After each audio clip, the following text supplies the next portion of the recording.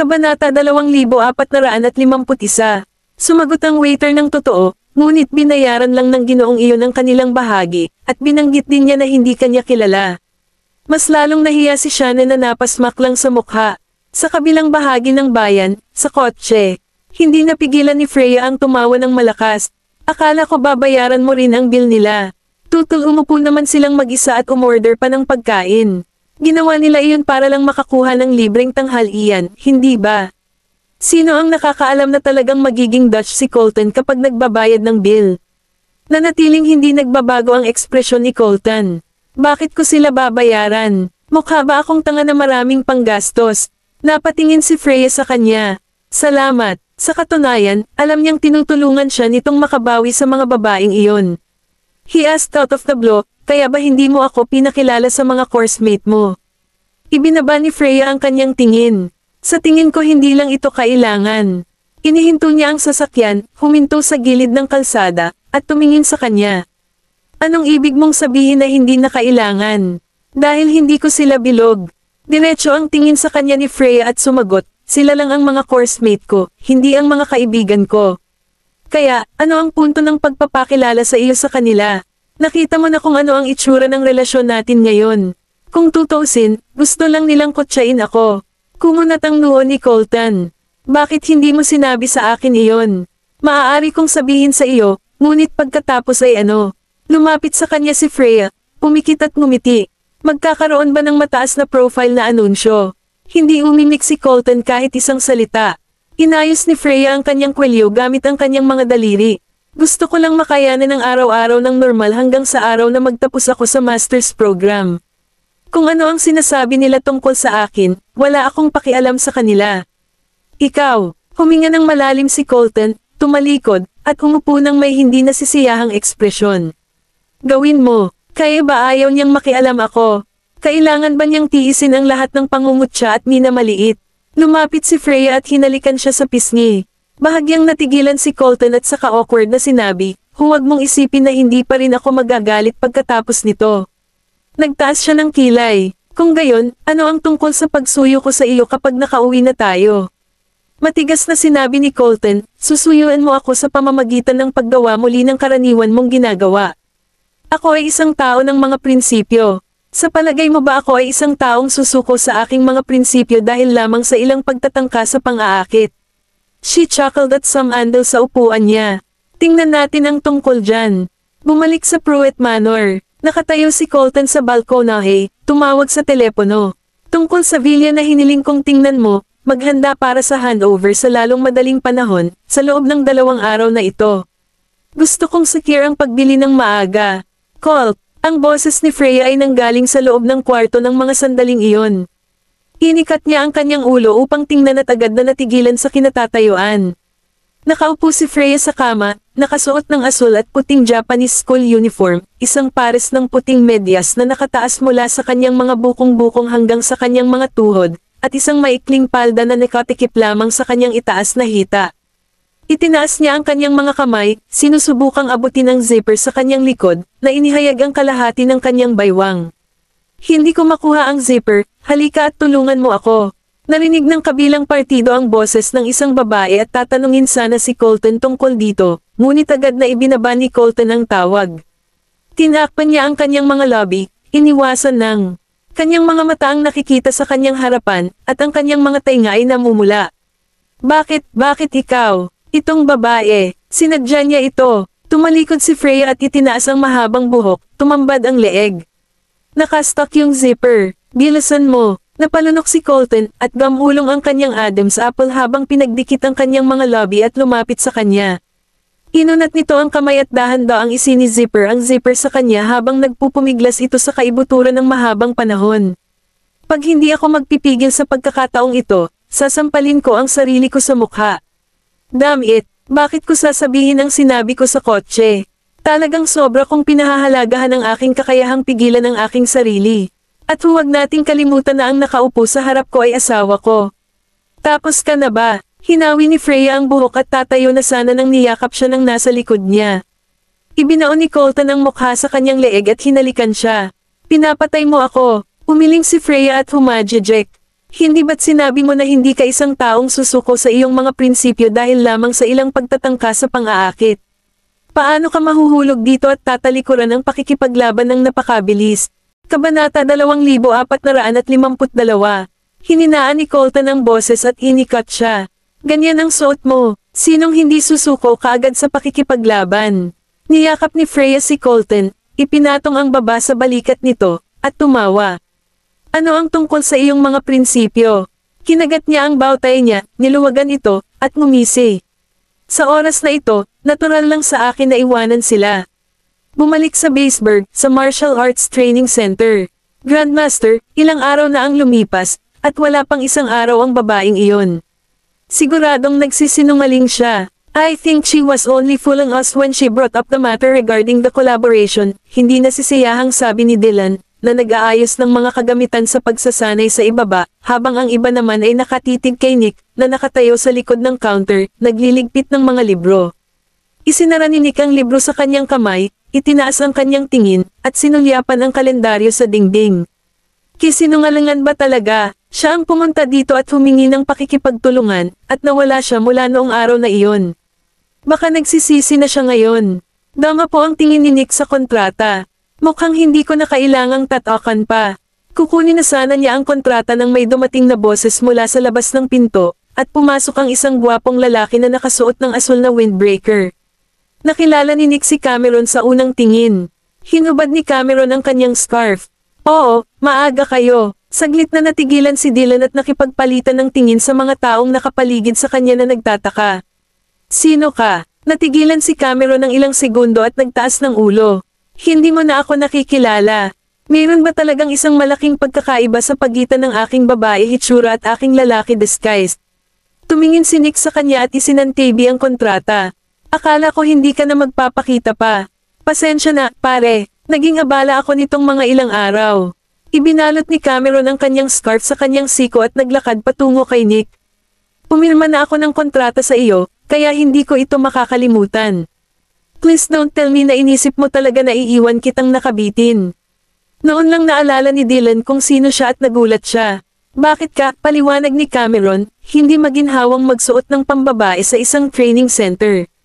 Kaganhawaan ay hindi kailanman isang isyo, ngunit ang bastard na iyon ay hindi nagpapahintulot sa akin na manatili dito ng walang disguise. Sabi niya, aakit ako ng atensyon ng ibang lalaki, pero sino ba ang may gawa kaya sa halip? Pagkatapos sabihin niyon, tumingin siya sa paligid ng malaking training center. Matagal na kayong nagre-renovate, bakit hindi ka pa nag-o-open up for business? Kinagat ni Dylan ang kanyang mga lobby at sinabing, hindi ba ito salamat sa iyo? Maging ang mga pulis ay dumating pagkatapos ng laban na sinimulan mo noong nakaraan. Kung hindi, kailangan ba naming suspindihin ang aming negosyo para sa isang pagsasaayos? Ako ang may kasalanan. Nag-cross arms si Cameron. Si Conroy Selfridge ay isa sa aming mga apprentice, kaya bakit hindi mo siya sisihin? Nabulunan si Dylan sa sagot niya at magsasalita na sana siya para pabulaanan siya bago siya pinutol ni Nick. Okay, tapos na ang usapin ni Conroy. Ipaalam sa lahat sa grupo, chat na ang training center ay opisyal na muling magbubukas-bukas. Mas mabuting hindi sila malate. Pagkatapos mag-order, tumalikod na siya at umakyat. Ang iba ay bumalik din sa paggawa sa mga gawaing nasa kamay. Sinundan ni Cameron si Nick sa kanyang opisina. Kung gayon nasaan ang aking locker room. Pagdating nila sa huling kwarto sa corridor, binuksan niya ang pinto at hindi pumasok. Sinundot ni Cameron ang kanyang ulo sa silid upang siyasatin ang paligid. May ilang kahon sa silid na naglalaman ng mga gamit na gamit. Ang mesa at upuan ay halatang matagal nang hindi nagamit at maraming alikabok. Akin ba ito? Tanong niya. Kailangan lang nitong linisin. Lumingon siya. Ngunit wala kaming sapat na lakas tao ngayon, kaya maaari mo lamang itong linisin ang iyong sarili. Pagkatapos niyang sabihin iyon ay iniwan niya itong mag-isa. Pinaikit ni Cameron ang kanyang mga mata. Ang personalidad ng lalaking ito ay nakakainis pa rin gaya ng dati. Sa kabilang panig ng lungsod, sa Black Gold, si Waylon ay nakaupo sa opisina at nag-iisip ng ilang mga dokumento, ngunit ang kanyang isip ay wala sa mga dokumento. Pagkaraan ng mahabang panahon, inilapag niya ang mga dokumento at hinimas ang tungkin ng kanyang ilong. Bakit ako pumayag na paalisan si Cameron at magtrabaho sa training center? Bagamat pumayag siyang manatili doon na nakatago, mali pa rin ang pakiramdam. Alam ko ang tungkol sa plano ni Cameron na mag-set up ng isang training center mula sa Daisy. Hindi kailanman sinabi sa akin ni Cameron ang tungkol dito. Kabanata 2453. Sa katunayan, hanggat gusto niya, makakahanap ako ng angkop na storefront para sa kanya sa mismong sandaling ito.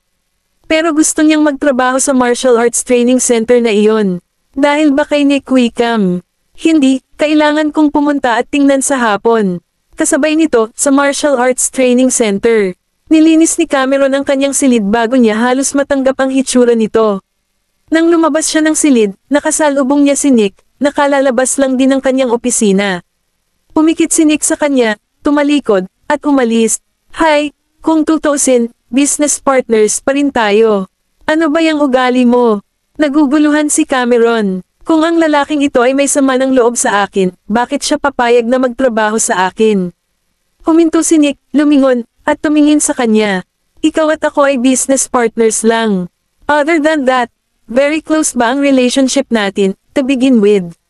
Nag-cross arms siya. Tama ka, magkaaway pa rin tayo. Nakikipagtulungan ako sa aking karibal dahil ang aming karaniwang layunin ay tubo.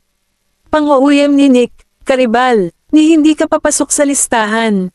Lumamlam ang ekspresyon ni Cameron, at huminto ito sa harapan niya at tinitigan siya ng diretsyo. Mas malakas ka nga sa akin, pero hindi mo pa ako natatalo. Tumawa siya dahil sa galit. Magkakaroon ka ba ng lakas ng loob na labanan ako ng patas? Nagtaas ng kilay si Cameron. Yung gustong manalo, dapat gawin ang lahat ng makakaya nila basta't hindi sila humakbang o lumampas sa bottom line. Hindi ba iyon ang susi sa tagumpay? Tinitigan siya ni Nick nang may pag-iisip ngunit hindi umimik. Hanggang sa sumulpat si Dylan sa pinto. Sir, kumunat ang noo ni Nick. Ano ang pagmamadali? Sinulyapan ni Dylan si Cameron at sinabi sa mahinang boses, narito ang panganay na anak ng mga Goldman. Nagulat si Cameron at nagmamadaling bumaba. Si Waylon ay nakaupo sa sopa sa lobby, humihigop ng tsaa. Halata namang kara-rating lang niya galing Black Gold.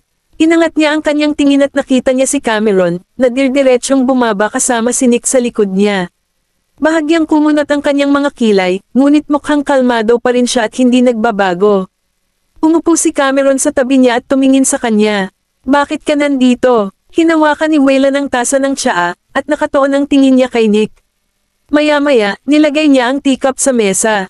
Nabanggit ko noong huling beses na gusto kong maranasan ang lakas ng Grandmaster kapag nagkaroon ako ng pagkakataon, kaya iniisip ko kung magkakaroon ako ng ganitong karangalan ngayon. Si Cameron, na hindi pinansin, ay medyo galit na galit sa una, ngunit nang marinig niya na gustong hamanin ni Waylon si Nick, agad siyang bumangon mula sa sopa. Nawala ka na ba sa isip mo?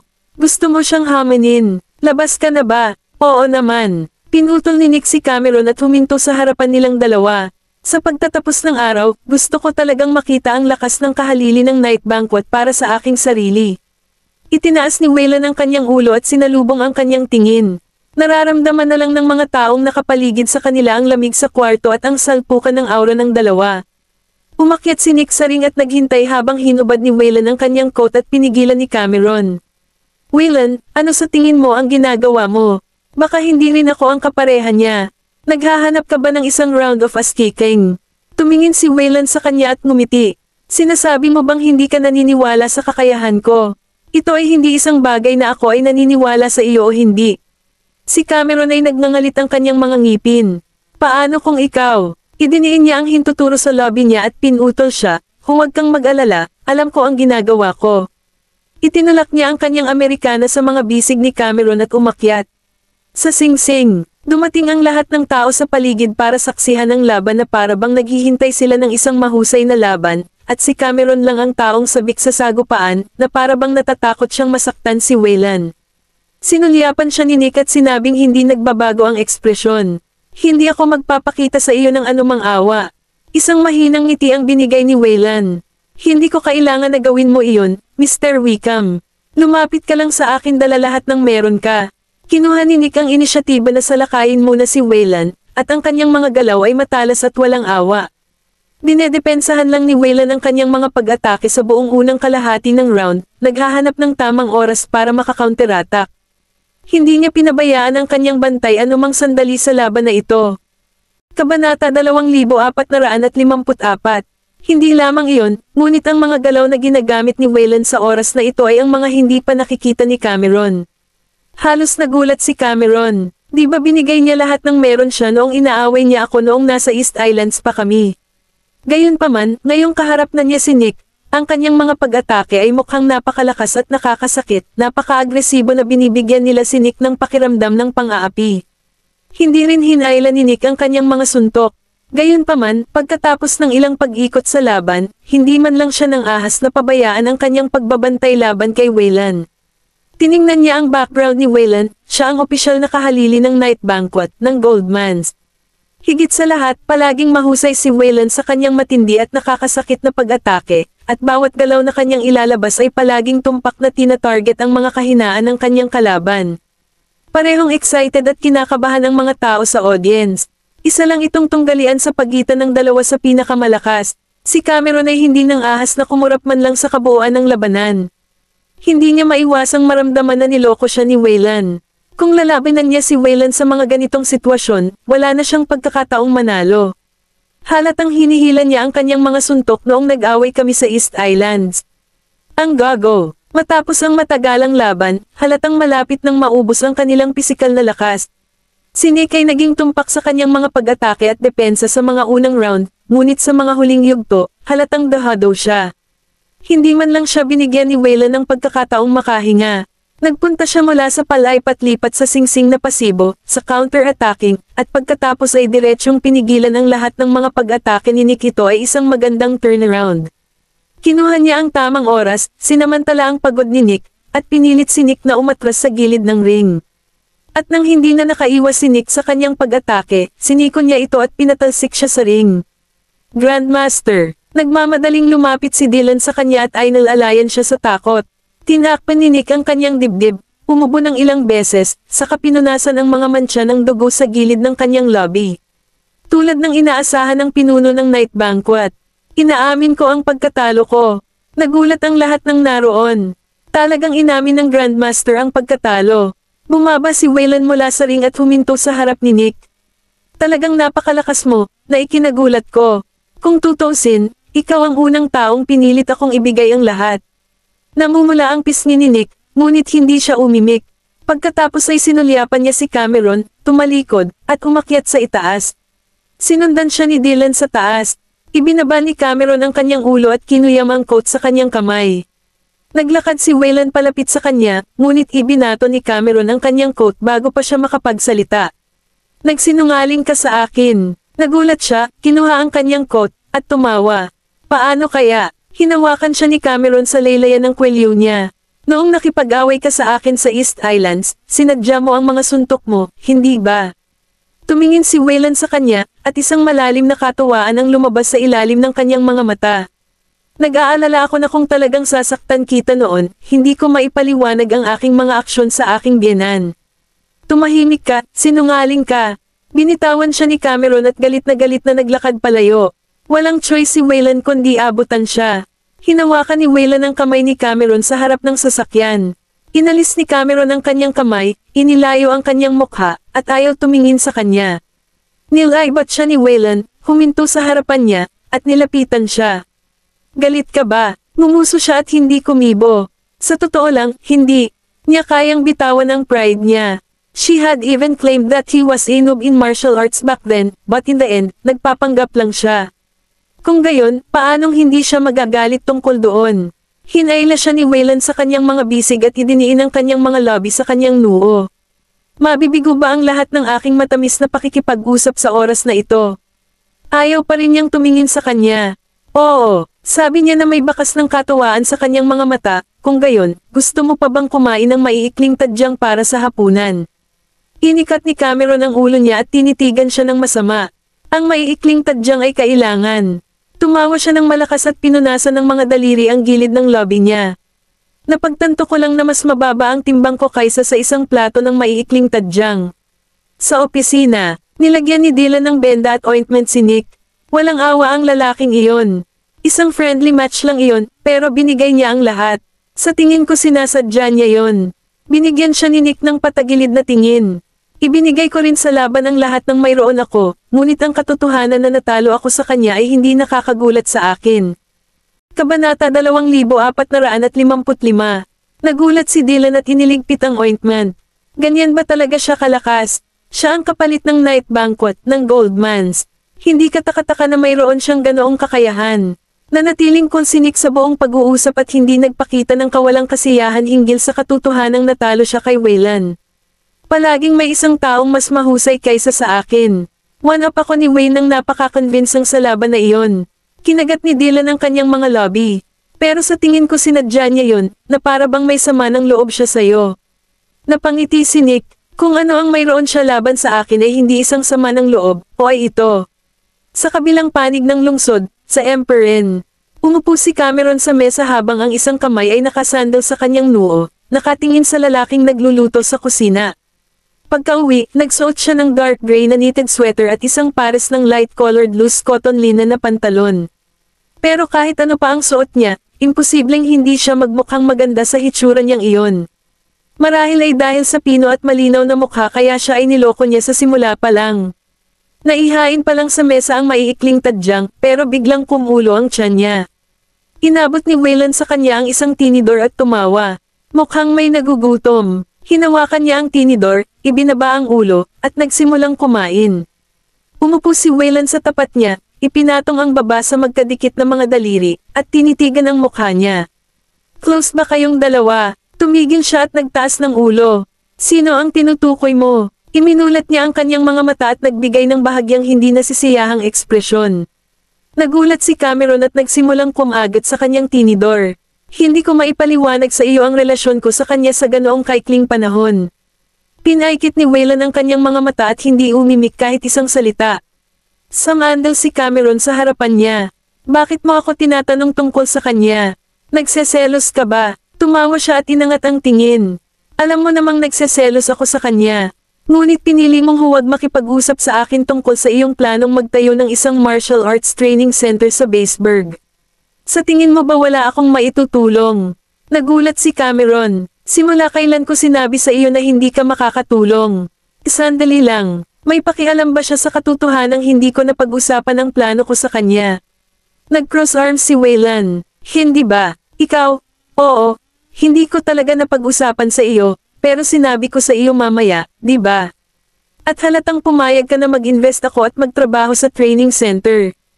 At sa pagsunod sa mga terminong pinangalanan mo, nagsuot ako ng panlalaking damit nang pumunta ako doon. Ano pa bang gusto mo? Nanatiling kalmado ang kanyang kilos. Kung gusto mong mag-set up ng training center, matutulungan kitang maghanap ng storefront. Hindi mo na kailangang magtrabaho sa ilalim niya. Hindi lang niya nagustuhan ang pagiging malapit niya kay Nick. Nagtanong si Cameron bilang ganti, kung gayon kailangan ko bang mamuhay sa ilalim mo. Napakagat ng lobby si Wayland. Wayne, hindi ako pamilyar sa lungsod na ito at sa mga tao nito. Lumaki ako sa East Islands at nakasanayan kong gawin ang mga bagay sa paraang gusto ko. Alam mo ba kung gaano ako kahirap makisama sa buhay mo? Hindi ako ang iyong alaga, kaya bakit hindi ako makapagdesisyon kung ano ang gusto kong gawin ng mag-isa? Kung hindi ko man lang magawa, ano pa ang silbi ng pananatili ko dito sa lungsod na ito? Huminga ng malalim si Wayland at gustong magpaliwanag, ngunit ibinabana ni Cameron ang tinidor at tumayo. Wala akong experience sa pagpapatakbo ng martial arts training center, pero si Nick meron yan. Kahit na hindi si Nick ang may-ari ng training center na iyon kundi ibang tao, pipiliin ko pa rin makipag-collaborate sa taong iyon. Nagkataon na si Nick ang may-ari ng martial arts training center na iyon. Maaari mo talagang tulungan akong mahanap ang isang storefront o gamit ang lakas tao at mga pondo na kailangan. Matutulungan mo akong malutas ang lahat sa isang iglap ng iyong mga daliri. Sino ang hindi gustong bumaling sa isang taong maaaring mag-alok ng isang beses at para sa lahat na solusyon? Pero natanong mo na ba kung ito ang gusto ko? Cam, busog na ako. Salamat sa pagkain. Tumalikod si Cameron at umakyat sa itaas. Ang lahat ng kanyang mga emosyon ay naninikip sa kanyang dibdib. Inis ang kanyang pakiramdam dahil siya ay nakakaramdam ng labis na mali at hindi komportable.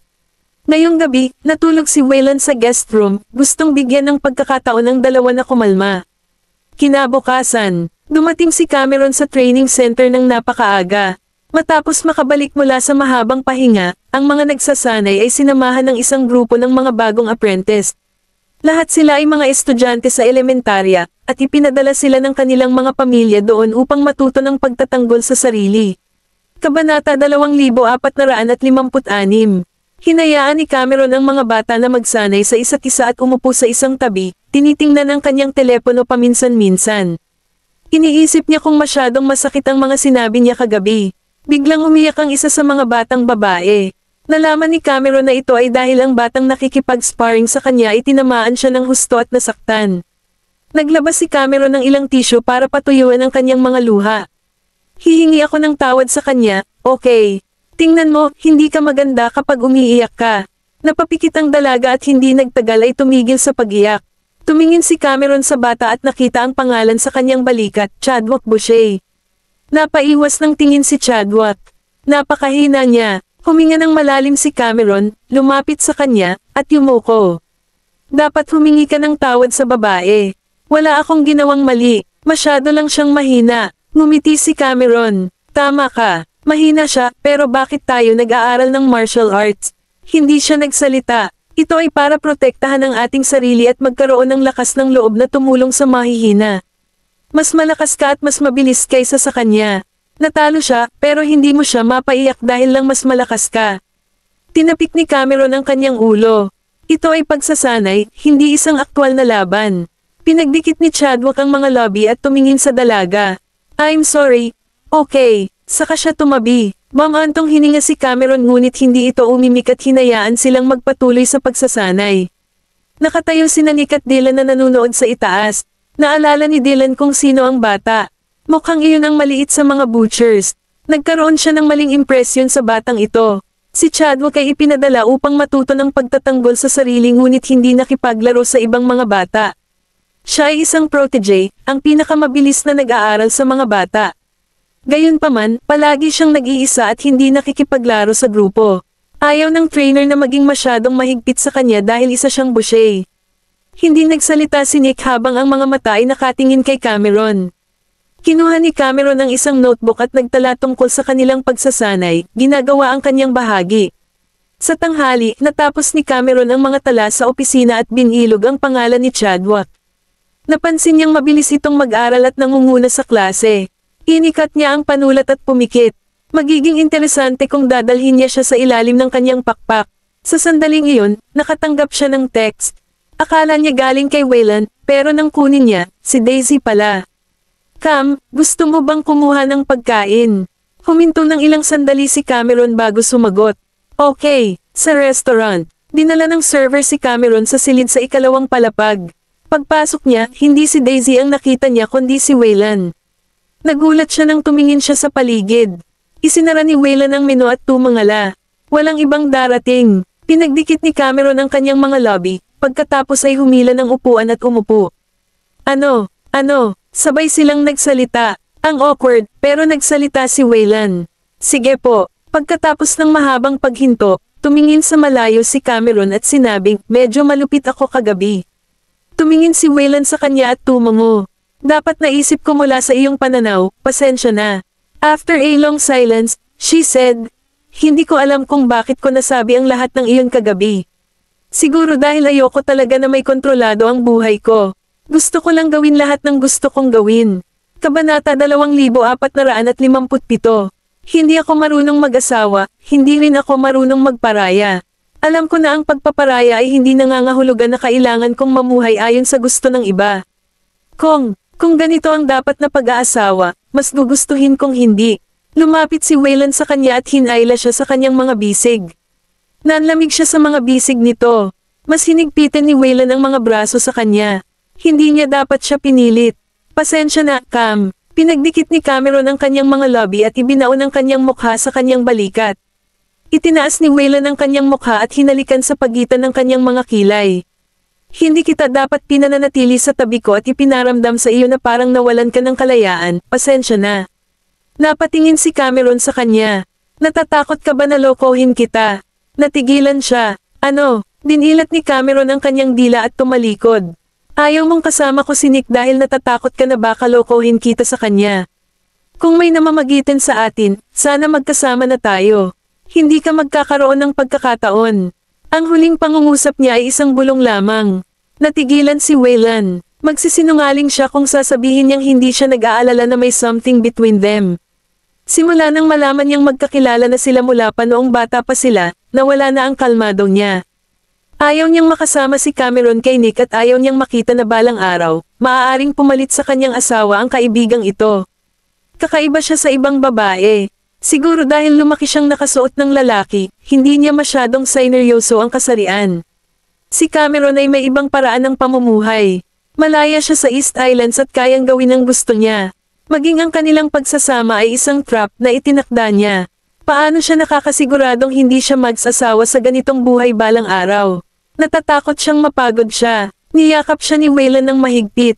Oo, natatakot akong mapalapit ka sa kanya at magsawa ka sa akin. Ang dami kong nagawa para maging asawa kita. Ano ang magagawa ko kung tumakas ka kasama ng ibang lalaki? Natigilan si Cameron, pagkatapos ng mahabang paghinto, tumawa siya. Sinong may sabing tatakas ako? Bumaba ang labi nito at huminto sa leeg niya. Paano kung gagawin mo? Nakaramdam ng kilati si Cameron at napaatras. Hindi ka pwedeng mag-speculate ng ganyan. Nagsasalita siya na parang mangyayari talaga. Hinalikan niya ito. Sagutin mo ako. Idiniin ni Cameron ang kanyang mga kamay sa kanyang dibdib at bamulong. Kung tumakas ako, malamang na hindi mo ako tinatrato ng tama. Huminto siya, saka tumawa. Totoo iyon. Pwede mo ba akong bitawan ngayon? Si Cameron ay nasa awkward na posisyon. Tuluyan na siyang binitawan ni Wayland pero nakahawak pa rin sa kamay niya. Ibig sabihin ba nito ay nagkasundo na tayo? Namula si Cameron at inilayo ang mukha. I guess, napangiti siya. Kinabukasan, inihatid ni Wayland si Cameron sa Martial Arts Center. Pagbaba ni Cameron sa sasakyan, hinawakan niya ang kamay nito. Lumingon siya at hinalikan ni Wayland ang kanyang mga labi. Mukhang nakita iyon ng mga bata at nagulat silang lahat. Naghahalikan yung dalawang lalaki. Galit na itinulak ni Cameron si Wayland habang nasusunog ang mukha nito. Ikaw, paparusahan kita mamaya. Isinara niya ang pinto at mabilis na pumunta sa gitna. Pagkarating ni Wayland, pinasadahan niya ng daliri ang labi niya na matamis pa rin. Napansin niya ang isang maliit na silhouette na nakasandal sa kanyang pintuan at ibinaba ang bintana. Mukhang nagulat ang cool na maliit na mukha ni Chadwick. Tito Wayne. Nakilala siya ni Wayland at tinapik ang kanyang ulo. Chaddy, nandito ka. Oo, napaaga ako dito. Tumingin si Chadwick kay Cameron. Bakit mo hinalikan ang trainer? Hindi ba siya lalaki? Kabanata 2458. Tumikim si Wayland at ginulo ang buhok. Tita mo yan. Nagulat si Chadwick. Ang lalaki, na iyon ay tiyahin niya. Hindi ito naipaliwanag ng maayos ni Wayland sa kanya, kaya hindi naintindihan ni Chadwick. Habang nagsasanay, patuloy na nakatingin si Chadwick kay Cameron na may kakaibang tingin. Nakaramdam si Cameron ng panginginig sa kanyang likuran dahil may nakatitig sa kanya. Laming-galinga siya sa paligid at napagtanto niyang ito ang batang iyon. Napagtanto ng maliit na bata na siya ay nakita, kaya mabilis siyang umiwas at nagpatuloy sa pagsasanay. Nang magpahinga na sila, tumabi si Chadwick para uminom. Ang cool na bata ay magdadala ng tubig tuwing siya ay pupunta. Ang pangalan mo ay Chadwick Boucher, tama ba? Nang marinig niya ang boses ni Cameron, kinilig siya at muntik ng mabuga ang inumin. Oo, paano kita matutulungan? Natigilan si Cameron dahil nagsasalita ang batang ito na parang matanda na. Hindi niya ito masyadong inisip bagkus ay yumuko siya at tumingin sa kanya. Napansin ko na maganda ang basic training mo. Gusto mo bang maging estudyante ko? Ngumiti si Chadwick ngunit nag-aalangan. Hindi siya naglakas loob na tumingin kay Cameron, lalo na sa sinabi ni Wayland sa kanya. Sa tingin ko, hindi. Bakit? Tumingkayad si Cameron at ay nalalayan ang kanyang mukha gamit ang kanyang mga kamay. Maraming bagay ang maituturo ko sa iyo. Inilayo ni Chadwick ang mukha. Bakit ka ba ate? Hindi nakaimik si Cameron. Sisi, ito ay dahil siya ay isang babae. Huminga ng malalim si Cameron dahil walang filter ang mga bata. Hindi siya magtatanam ng sama ng loob dahil doon. Bastos na sabihin yan. Napaatras si Chadwick ng 2 hakbang. Ayokong maging estudyante mo. Tapos tumakbo siya palayo. Natarante si Cameron. Tinanggihan lang ba ako ng batang ito? Ang katapusan ng linggo pagkatapos nito, iningatan ni Cameron ang kanyang mga mata kay Chadwick. at napansin niya iyon. Kinakabahan siya dahil pinagmamasdan siya. Napansin din ni Dylan na nakatitig siya kay Chadwick at laging may weird na ngiti sa lobby. Kinilig si Dylan. Pervert ka ba, Cameron? Lumingon si Cameron at kumunat ang noo. Ano? Umiling si Dylan. Bakit ka nakatingin sa bata? Natatakot siya. Mahusay ang pagganap noon ni Chadwick, ngunit hindi niya ginagawa ang kanyang makakaya kapag nandyan si Cameron. Iyon ay isang boucher. Nakatingin ba siya sa isang bata? Tumayo si Cameron at sinabi sa seryosong tono. Inobserve ko. Hindi ako nakatitig. Umayos ka. Na-curious siya. Bakit mo siya pinagmamasdan? Nag-cross arms si Cameron.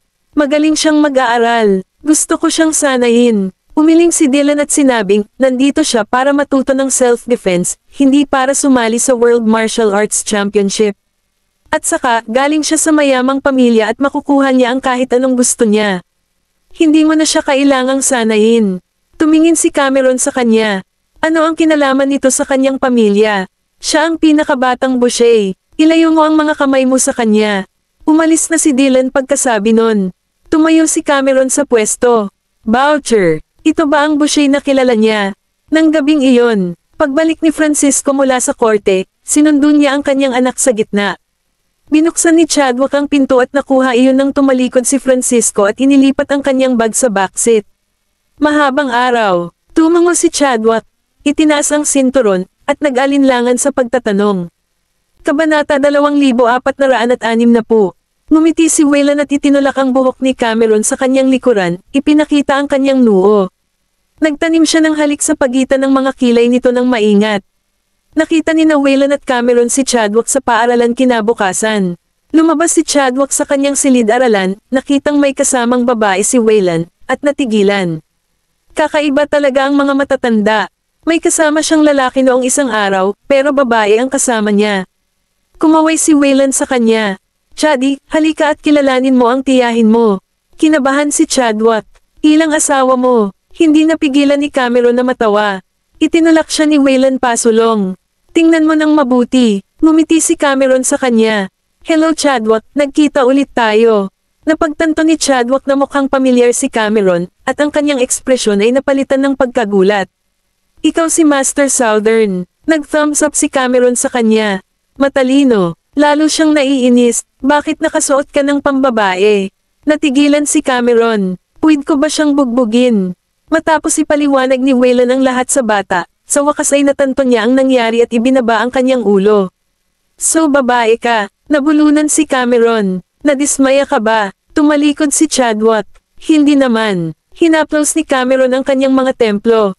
Hindi na cute ang mga bata ngayon. Tito Waylon, Tita Cameron.